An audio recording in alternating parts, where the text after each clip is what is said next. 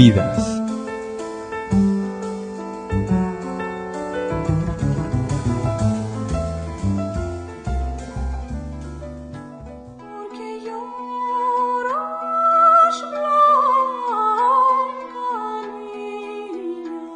David Galante, el sobreviviente de Rodas. Capítulo 1.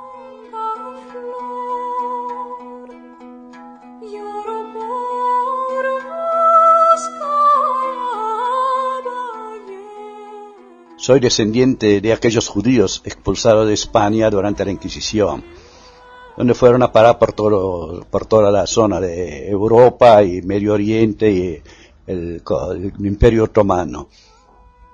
Nosotros vivíamos en la isla de Rodas, un grupo de alrededor de 1800 judíos.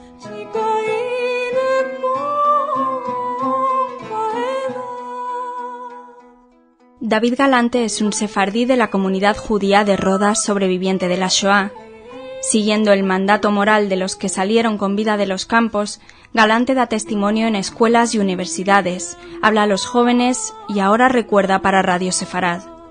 Su historia comienza en Grecia, en judío-español, la lengua de los suyos, en Rodas. Nos habla uno de los pocos sobrevivientes que existen de los judíos de aquella ciudad casi judía, el único que queda en Argentina.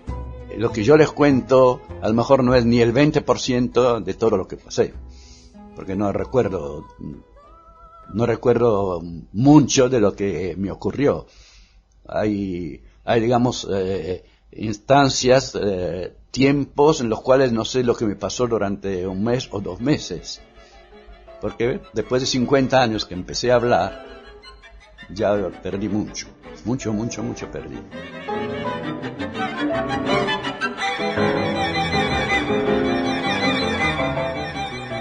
La Rodas ocupada por los italianos durante la Segunda Guerra Mundial estaba infectada de soldados de Hitler, aliados de la Italia fascista. En el año 43, Italia firmó un armisticio con los aliados que significaría su adiós a la guerra. En este momento, los nazis ocupan la isla. La convivencia pacífica entre la comunidad judía de Rodas y el gobierno italiano había acabado. Comenzaba el infierno.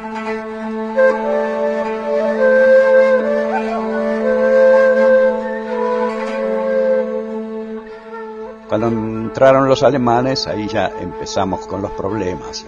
Estuvimos con ellos alrededor de unos 7-8 meses viviendo en la isla, hasta que en determinado momento llegó una comisión de oficiales nazis de la famosa comisión Rosenberg, que eran los encargados de la solución final.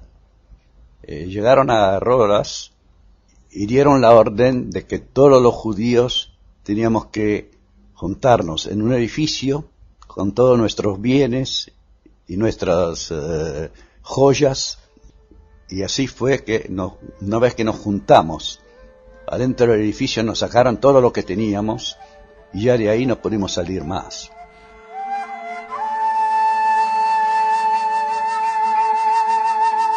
Quiero dejar aclarado que entre estos oficiales nazis que vinieron a Rodas había uno que se llamaba Kurt Waldheim, que fue secretario general de las Naciones Unidas después de la guerra y fue presidente de Austria. Son cosas inexplicables. Kurt Waldheim fue elegido secretario general de la ONU en 1971. Después de acabar su mandato, regresó a la política austríaca y se presentó en 1986 a las elecciones a la presidencia de la República. Fue entonces cuando, acusado de haber participado en el exterminio nazi de los judíos de los Balcanes como oficial del ejército alemán durante la Segunda Guerra Mundial, 1942-1943, Waldheim mintió para ocultar a la opinión pública unos hechos que podían perjudicar a su campaña. El Consejo Judío Mundial solicitó una vez más que se iniciara una exhaustiva investigación en torno al pasado de Waldheim, en medio de una polémica mundial. Simon Wiesenthal, de acuerdo a sus principios, también se pronunció. No es lo mismo un oportunista ambicioso más o menos inmoral y despreciable que un criminal de guerra.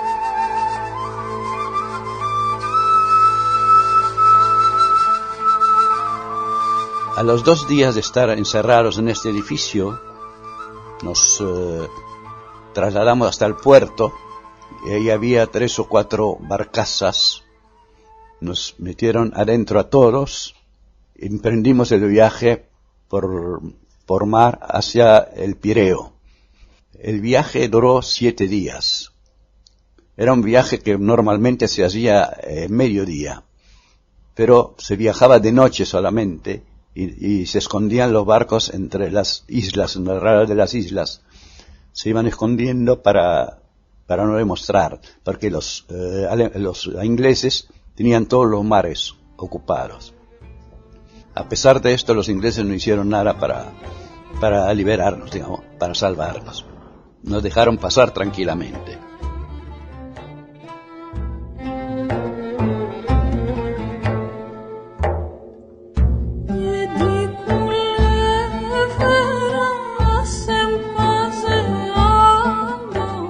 En el viaje hubo muchas muertes, gente enferma, ancianos, y esto nos obligaban a tirarlos al mar, porque no querían tenerlos ahí.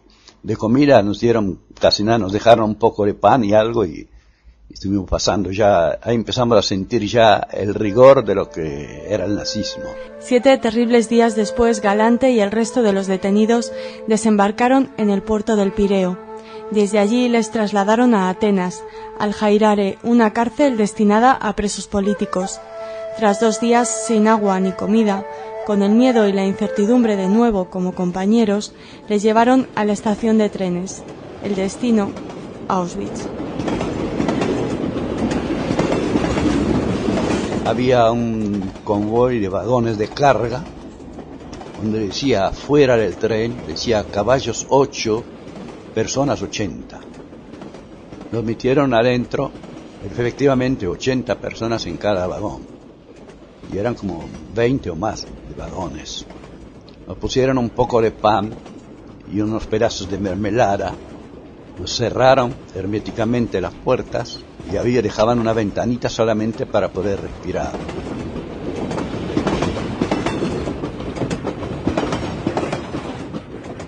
En el viaje murieron muchos, porque no aguantaban el hacinamiento, el hambre, todo.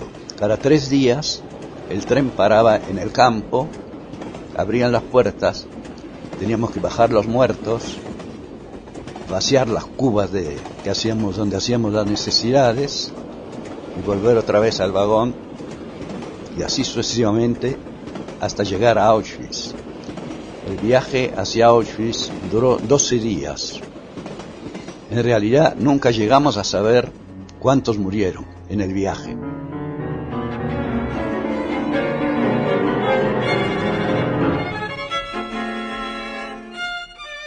Quien ha estado en Auschwitz nunca podrá salir, y quien no ha estado nunca podrá entrar. David Galante. Al llegar a Auschwitz, abrieron las puertas del vagón y había unos capos ahí que nos empezaron a apalear con bastones para que nos pusiéramos en fila. Hombres por un lado, mujeres por otro. Y los médicos que había ahí empezaron a hacer la primera selección. Cuando hacían señas derecha o izquierda.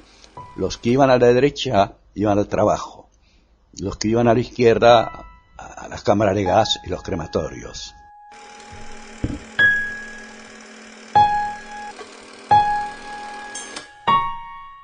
Del grupo nuestro de aproximadamente 1800, solamente 400 fuimos al trabajo. El resto ya directamente fueron eliminados.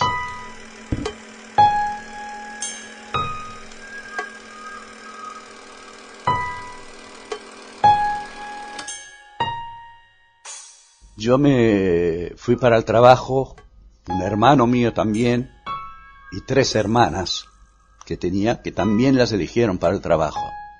Pero lamentablemente mis hermanas no aguantaron los trabajos duros, el frío y el hambre. Nunca llegué a saber cómo fallecieron. Fallecieron las 3 trabajando, pero nunca llegué a saber cómo ni en dónde.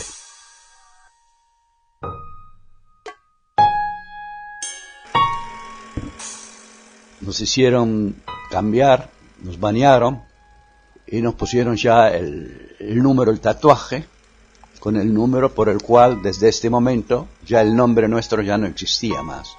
Era solamente el número, nos llamaban por número. Y esto es lo primero que teníamos que aprender en alemán, era el número.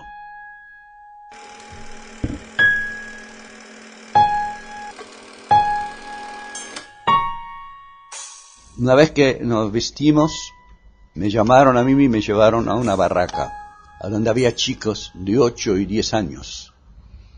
Estuve con ellos aproximadamente 7, 8 días, hasta que un alemán de allá me preguntó cuántos años tenía.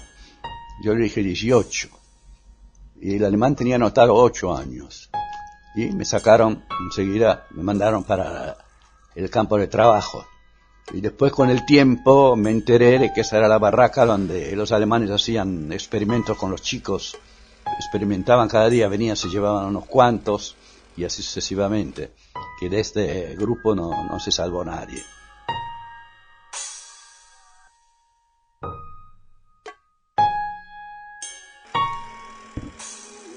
Capítulo 2.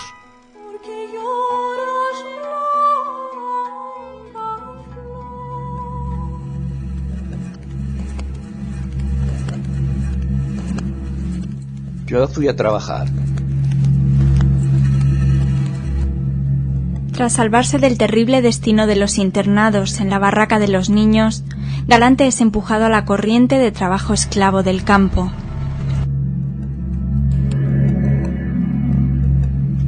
Hice trabajos, por ejemplo, íbamos con un carro, entrábamos a los campos de las mujeres que estaban al lado, íbamos a las letrinas con cubas, vaciábamos las letrinas de los campos y volvíamos. Y cuando volvíamos pasábamos cerca de la cocina de las mujeres y siempre nos tiraban alguna papa, alguna cosa. Digamos, una papa, se puede decir, era un día más de vida. Con lo poco que nos daban de comer, la papa era un día más de vida.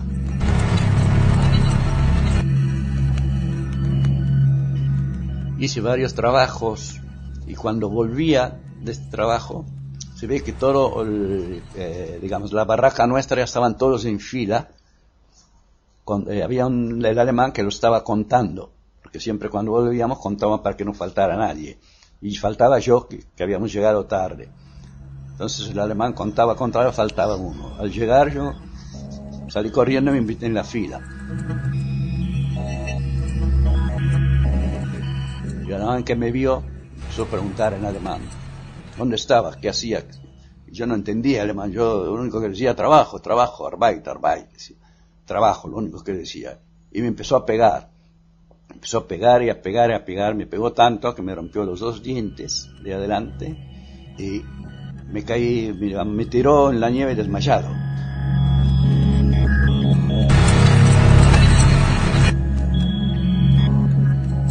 Terminó de contar, el alemán terminó de contar, se fue y allá justamente había un muchacho francés que lo conocía yo, me ayudó, digamos, me arrastró hasta la barraca y me salvó, me despertó. Y este muchacho francés, lamentablemente, a los 2-3 días hubo una selección, porque se hacían permanentemente selecciones, los alemanes venían, nos desnudaban a todos, pasábamos delante de ellos, el que veían que estaba medio débil ya lo elegían. Y lamentablemente a este muchacho lo eligieron para las cámaras de gas. Fue una ironía un poco que él me pudo salvar a mí y yo no pude hacer nada para salvarlo a él.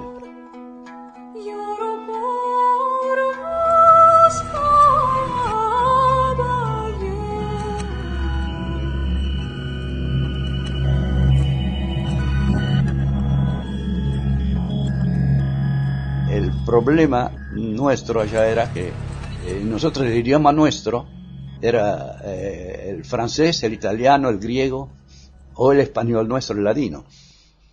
Y ahí casi todos los que habían eran alemanes, polacos, rusos, húngaros, pero del grupo nuestro no veíamos a nadie. No teníamos con quién conversar. Nos encontrábamos completamente aislados. Y cuando encontrábamos a alguien que entendíamos, enseguida nos hacíamos amigos, porque necesitábamos tener comunicación, porque no se podía vivir sin comunicación, sin tener con quién hablar. Que uno si no se deprimía y se dejaba abandonar.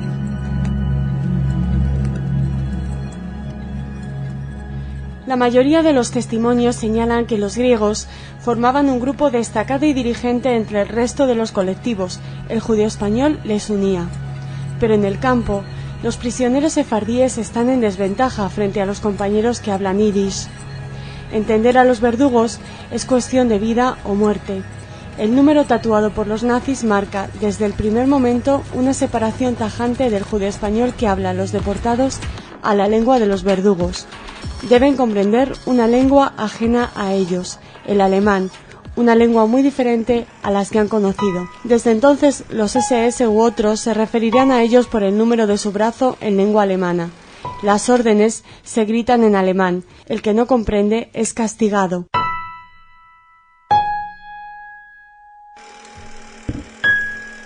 Con un carro fuimos a llevar piedras al crematorio. Y allá vi que había un muchacho donde tenía con la letra G como de griego. Y me dijo que no volviese más a ese trabajo, porque los que trabajaban en los crematorios los iban eliminando, pero a cada tanto los eliminaban y ponían gente nueva, porque no querían dejar evidencias de lo que hacían. Se podía ir a trabajar a una barraca donde estaban los enfermos de tifus. Fui a trabajar allá y teníamos que, a medida que morían los enfermos, nosotros los sacábamos, los arrastrábamos afuera, y cuando tenían ropa mejor, ropa buena, se la sacábamos para usarla nosotros. Y todo esto me dio fuerza como para poder aguantar el frío. El frío era muy importante, ya, porque la gente moría de frío también.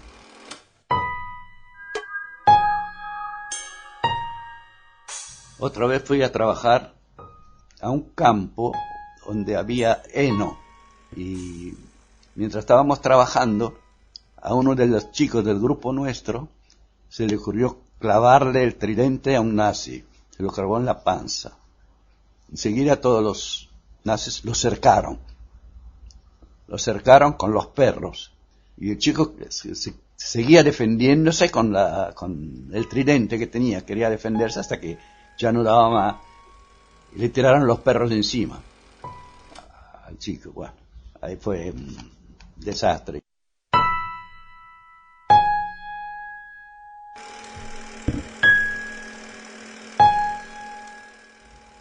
Tocan el pito de que ya había terminado la hora de trabajo. Había que ponerse en fila, y había grupos de gente de otros lados que venían trabajando, se ponían todos en fila. Y ese día, por suerte, nos salvamos gracias a este alemán. El capo nuestro, que era un alemán, pero un alemán preso. Como era socialista, estaba preso ahí. Y era un bonachón, no teníamos problemas con él. Y nosotros no sabíamos qué hacer. Si meternos, corrernos o quedarnos allá. Y el alemán el capo nuestro, con los ojos, nos hizo seña de que nos escapáramos. Nos marcaba como que nos fuéramos. Y salimos corriendo. Nos metimos en la fila ahí, nos mezclamos con toda la gente.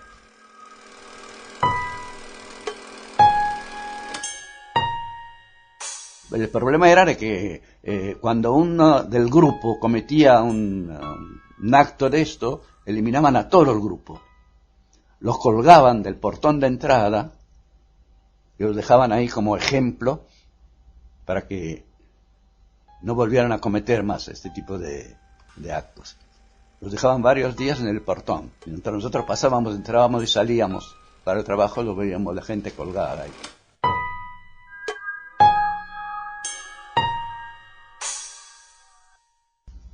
Después tuve que trabajar otra vez con un carro también. Fuimos a llevar otra vez también piedras a otros lados.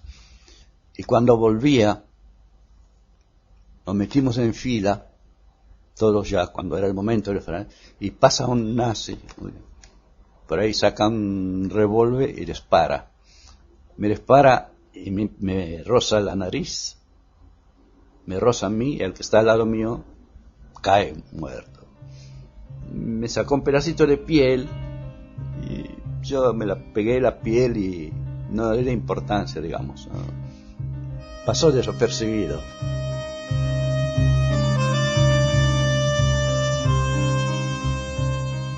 Yo este episodio lo tenía perdido, digamos, no lo recordaba.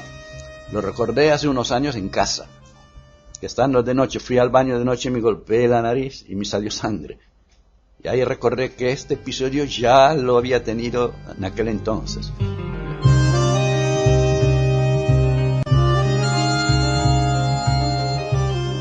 Y lo que yo les cuento, a lo mejor no es ni el 20% de todo lo que pasé, porque no recuerdo mucho de lo que me ocurrió. Hay digamos, instancias, tiempos en los cuales no sé lo que me pasó durante un mes o 2 meses. Porque después de 50 años que empecé a hablar, ya perdí mucho perdí. Porque no recuerdo ya muchas cosas. Yo estuve en la enfermería durante largo tiempo y no recuerdo absolutamente nada.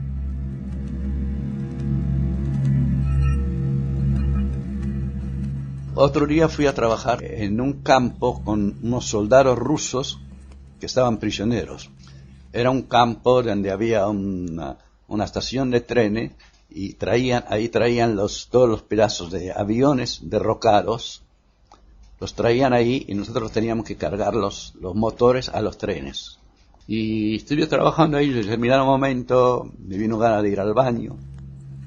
Fui a la casilla al baño y cuando salí no podía abrocharme los pantalones porque tenía los dedos medio congelados.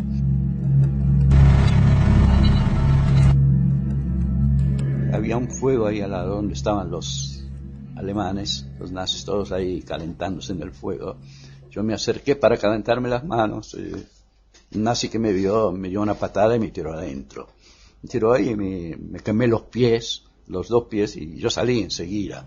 Pero ya los pies ya los tenía quemados, las botitas se me había pegado el cuero con la piel, se me había salido la piel y bueno.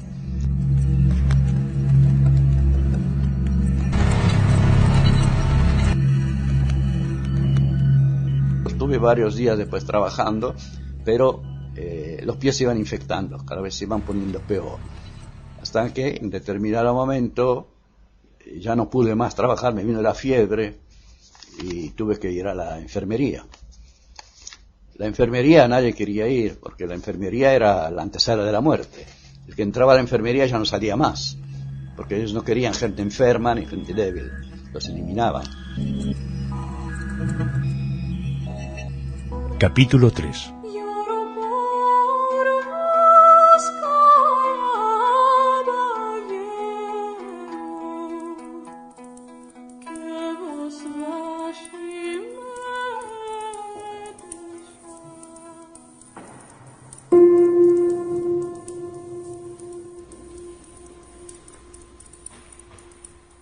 Oh vosotros que sabéis, ¿sabíais que el hambre hace centellear los ojos y que la sed los hace ensombrecer? Oh vosotros que sabéis, ¿sabíais que se puede ver morir a la propia madre sin llorar? Oh vosotros que sabéis, ¿sabíais que por la mañana se desea la muerte y por la tarde se la teme? Oh vosotros que sabéis, ¿sabíais que un día es más largo que un año, que un minuto es más largo que una vida? Oh vosotros que sabéis, ¿sabíais que los huesos son más frágiles que los ojos, los nervios son más fuertes que los huesos, que el corazón es más duro que el acero? ¿Sabíais que el sufrimiento es infinito, que el horror no tiene límites? ¿Lo sabíais? Vosotros que sabéis. Charlotte Delpo, prisionera en Auschwitz.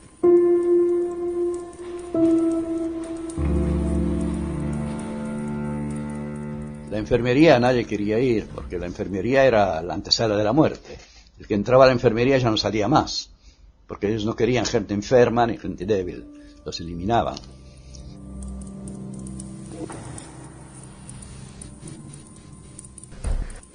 entré a la enfermería y por suerte en aquellos días había llegado la orden de Berlín de que tenían que destruir los crematorios de las cámaras de gas. Como los rusos se iban aproximando, estaban cerca, no querían dejar evidencia de lo que hacían. Entonces destruyeron crematorios y las cámaras de gas y nosotros nos quedamos en la enfermería.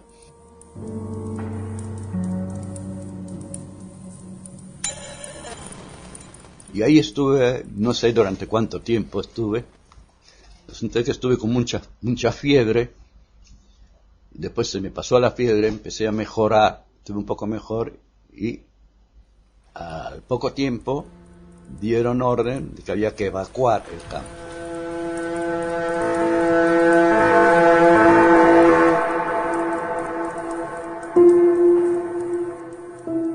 Y ahí había más de 60.000 prisioneros, estaban ahí. Pusieron todos en fila y yo me metí con ellos. A pesar de que no estaba en condiciones, me metí con ellos para salir con ellos porque no sabía lo que iba a pasar. Y ahí había un médico francés que me atendía en la enfermería, que me conocía, ya porque hablábamos el francés juntos, y entonces me dice, no, Galante, dice, vos no te conviene ir, dice, en esta marcha porque él sabía, nos van a matar a todos, dice. Él decía, ya sabía, dice, nosotros nos van a matar a todos, es preferible que te quedes en cama, como está. Y me convenció y me quedé en la enfermería.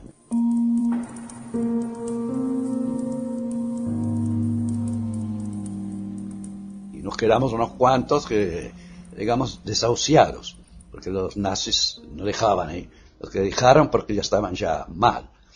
Yo me quedé y cuando le enseñé al médico nazi los pies como tenía hinchados, me dejó, me quedé allá. Y la marcha empezó a andar, siguió andando, que después se llamó la Marcha de la Muerte, de los cuales muy pocos sobrevivieron. La mayoría los mataban, se sentaban para descansar, le pegaban un tiro. Se acostaban porque no daban más, les pegaban un tiro y así sucesivamente. Los iban matando en el camino. Nunca llegué a saber cuántos se salvaron porque los llevaron después a otros campos, los que quedaron. Pero fue una matanza muy, muy grande. En varios campos pasó lo mismo. También fueron matanzas de varias marchas de la muerte que se hicieron.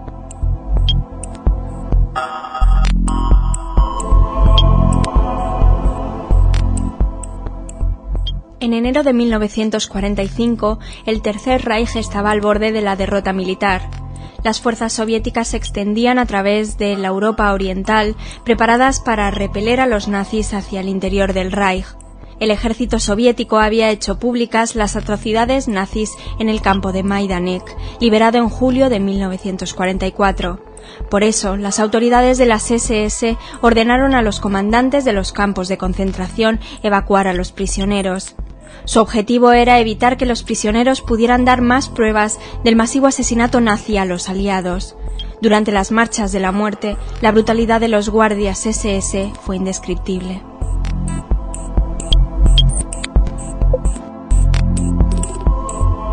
Siguiendo órdenes explícitas de fusilar a los prisioneros que no podían caminar más, los guardias de las SS mataron a cientos de víctimas en camino. Miles de prisioneros murieron además por exposición a condiciones climáticas extremas, inanición y agotamiento. Las marchas de la muerte eran especialmente comunes al fin de 1944 y principios de 1945, mientras los nazis intentaban transferir los prisioneros a campos en el interior de Alemania. La marcha de la muerte de Auschwitz fue especialmente cruenta.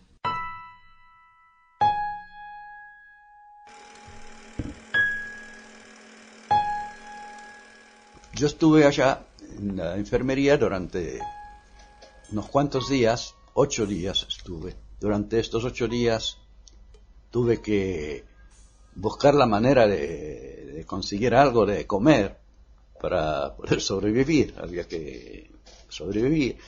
Y así fue que salí de la barraca y empecé a buscar ahí, fue a un almacén y conseguí allá unas cositas de comer y conseguí justamente una bolsita de té, que esto nos ayudó mucho a mí y a otro amigo que tenía también junto conmigo.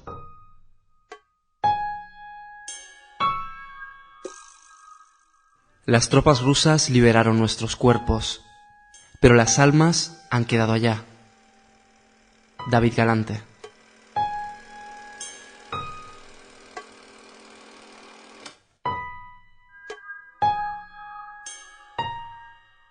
Estuvimos así 8 días, entre que venían los alemanes, pasaban los alemanes que se retiraban del frente, entraban al campo, entraban por ahí, veían algún comunista por ahí, lo liquidaban y se escapaban.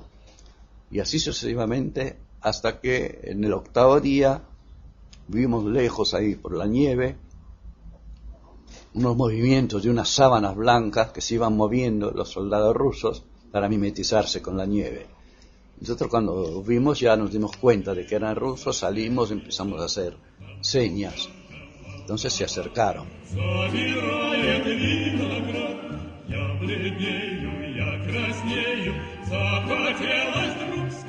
Se acercaron allá y vieron el espectáculo. Que primero le vieron a nosotros en el estado que habíamos quedado. El espectáculo de la gente muerta en el suelo, que bueno, por suerte estaban congelados todos. Se impresionaron tanto los soldados a ver este espectáculo, no por los muertos en sí, porque como soldados habrán visto muertos en el frente, porque estaban luchando, pero vieron el espectáculo cómo moría, cómo estaban, en el estado que estaban la gente. Era terrible. Se pusieron a llorar, hasta algunos todavía se descomponían.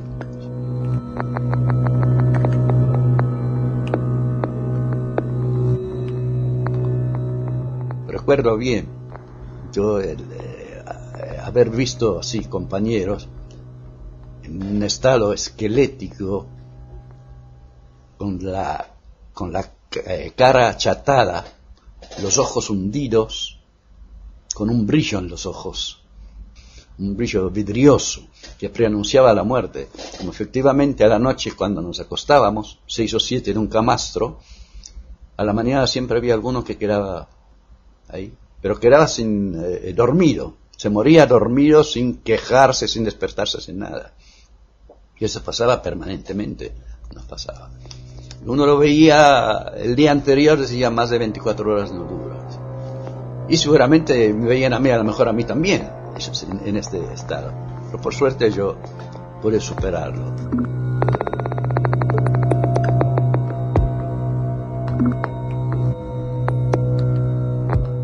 Pero cuando me liberaron yo ya pesaba 38 kilos. Me había transformado en piel y huesos. Ya no... Me llevaron a un hospital en Auschwitz, que era un hospital, creo que era de los alemanes mismos, de los nazis, el hospital. Nos llevaron allá y nos atendieron bien, nos cuidaron, aunque hubo muchos que robaban comida y estaban tan desesperados por la comida que morían de indigestión, se morían de comer mucho, se morían de digestión. Y los rusos cuando vieron eso enseguida tomaron medidas y prohibieron todo, nos daban de comer normalmente, creo que a media mañana nos ponían en fila, y nos daban un terrón de azúcar a cada uno, la boca nos iban pasando, y así fue.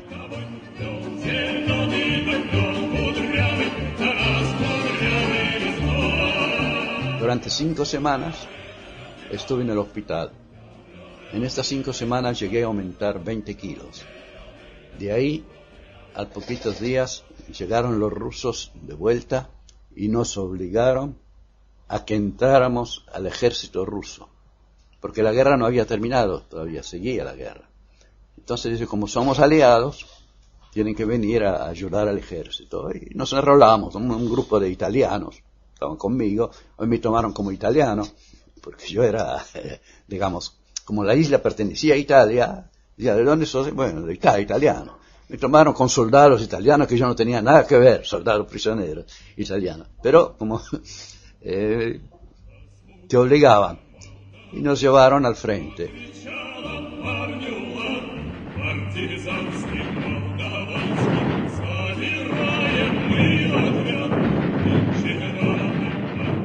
No estábamos en primera línea, estábamos atrás, ayudábamos en las cocinas, estas cosas. Y cuando terminó la guerra nos encontrábamos ya en Breslau. Ahí terminó la guerra. Cuando ya me enteré que terminó la guerra, dejé uniforme y todo y me puse de civil. Y me escapé.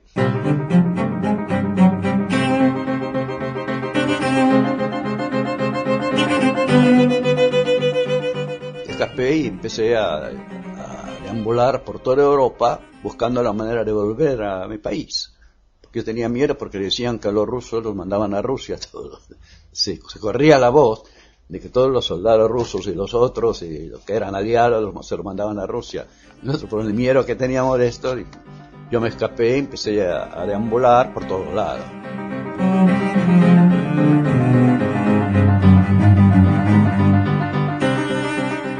Llegué en determinado momento, llegué a la estación de Bratislava. En Bratislava, para un tren, y escucho adentro hablar en griego, un grupo de gente hablando en griego. Entonces yo me acerqué, les hablé en griego, les conté, les dije más o menos mi historia, me dice, venite con nosotros, que vamos para Grecia. Y así fue efectivamente, me junté con ellos, y nos fuimos para el viaje duró más de un mes, porque no había, las vías estaban todas destruidas por la guerra, tenían que viajar de día, cambiaban de lugar y así estábamos. Después de un mes y pico llegamos a Yugoslavia.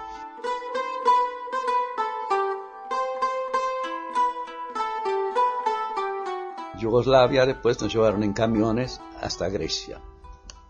En Grecia fui a Atenas y allá la comunidad judía de Atenas me recibió y conté mi historia y todo y me ayudaron a volver a Rodas.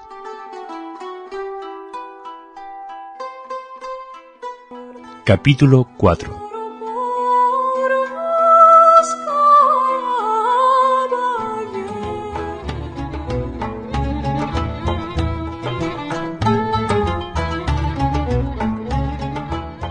Fui con un barco de guerra, me llevaron a Rodas, estuve allá y ahí no encontré a nadie.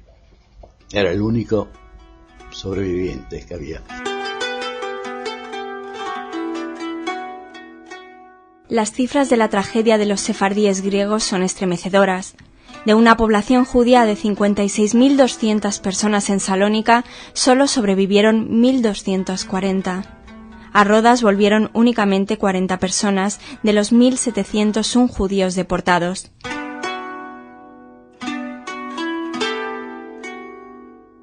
El regreso a Rodas no parece sino la continuación de la pesadilla. David Galante solo tiene el estar vivo. Sin familia a su lado, huir al futuro es su única alternativa.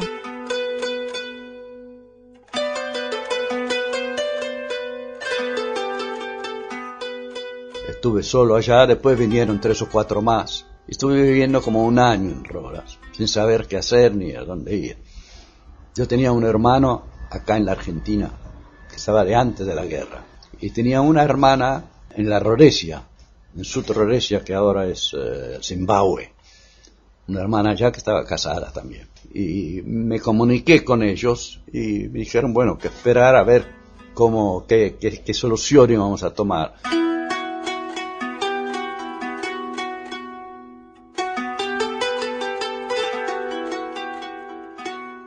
En una de estas me entero de que un hermano mío, que estuvo también en el campo, se salvó en Bergen-Belsen y estaba en este momento en Roma. Entonces yo dije, bueno, voy a juntarme con él para estar juntos los dos, y me fui a Roma.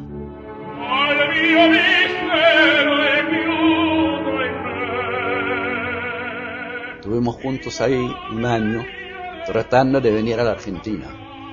En la Argentina no daban permiso, no daban visa para entrar. Íbamos al consulado, volvíamos, hasta que un día el mismo secretario del consulado nos dijo, mientras ustedes pongan acá judíos, nunca van a poder entrar. Dijo directamente, claro, porque lo cansamos tanto y nos aclaró, ya se sabía que los judíos no podían entrar.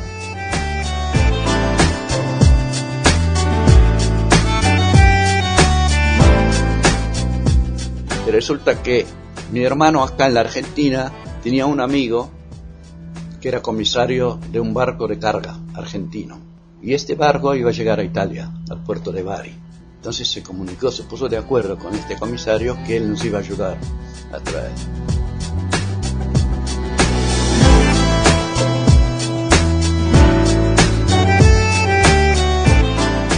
Efectivamente, el barco llegó al puerto de Bari, nosotros fuimos a Bari, nos encontramos. Y dice, bueno, venga de la noche que lo voy a meter en el barco escondido. Fuimos a la noche, nos metió en el barco adentro y nos metió en el camarote de él, que era también la comisaría. Y nos escondió en un roperito. Así estábamos los dos parados, mi hermano y yo, con una puerta media abierta para respirar. Para nosotros, este viaje podría ser como un hotel de 5 estrellas. Después de lo que pasamos, esto no le dábamos importancia.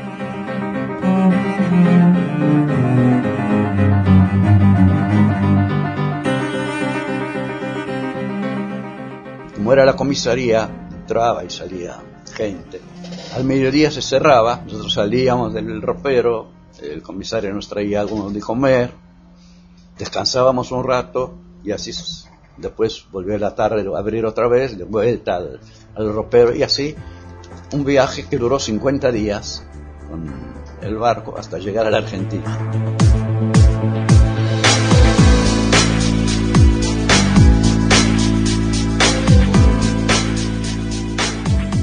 Llegamos a la Argentina y desembarcamos sin problemas. Fuimos a la casa de mi hermano, estuvimos allá, estuvimos como 2 años trabajando en la Argentina sin documentos. No teníamos ningún documento, ninguna clase de documento.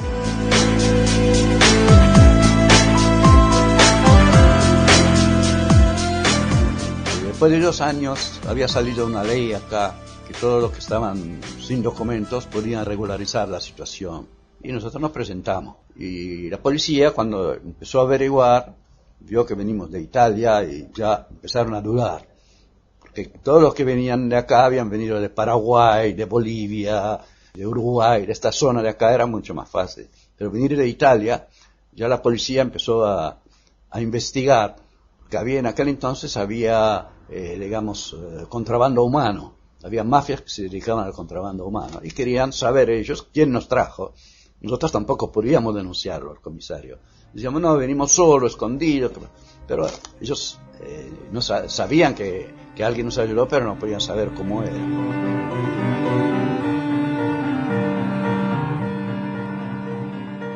Hasta que en un determinado momento el barco volvió a la Argentina y la policía subió al barco y empezó a investigar con toda la tripulación.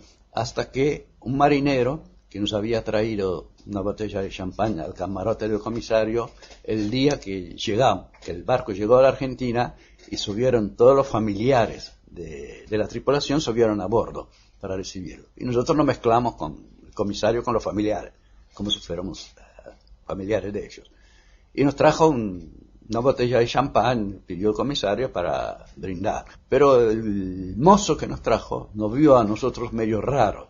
Vio con el pelo medio largo, manga de camisa, con sandalias, porque allá en Europa era verano y acá era invierno. Y dudó, y cuando la policía le preguntó algo, él dijo, yo vine en el camarote del comisario, los muchachos, así.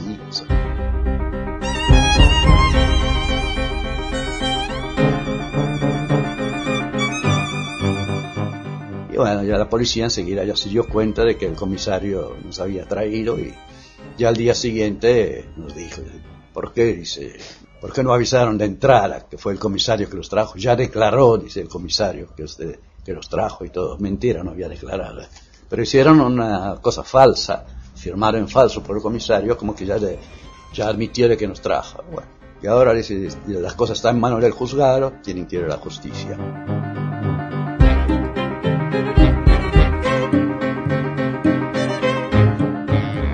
A la justicia, nos llevaron a los tribunales, la primera vez que nos llevaron esposados. y el juez nos mandó a Villa Devoto 15 días. La cárcel de Villa Devoto, con el problema de que podían mandarnos de vuelta a Italia. Por suerte teníamos acá unos familiares de que estaban bien relacionados con la policía, con los altos jefes de la policía, y pudieron hacer trámites para sacar.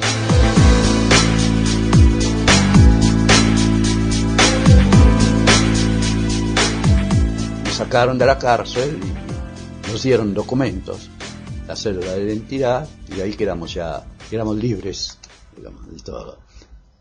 Después de ahí estuve trabajando. Después de 2 o 3 años conocí la que hoy es mi esposa, nos casamos, tenemos 2 hijos, tengo 2 nietos, y aquí estoy para contar todo lo que ocurrió.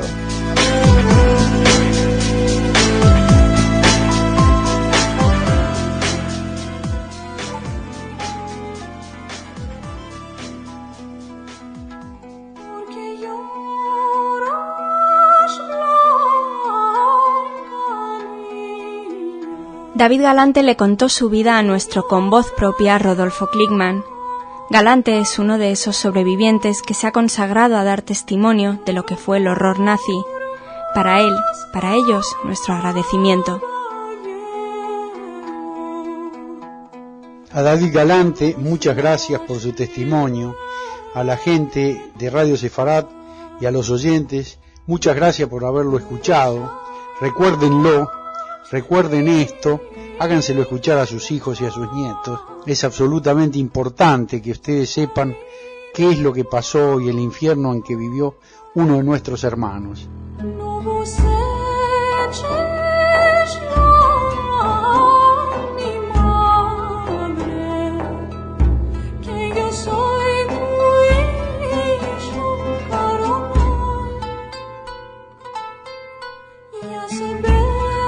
So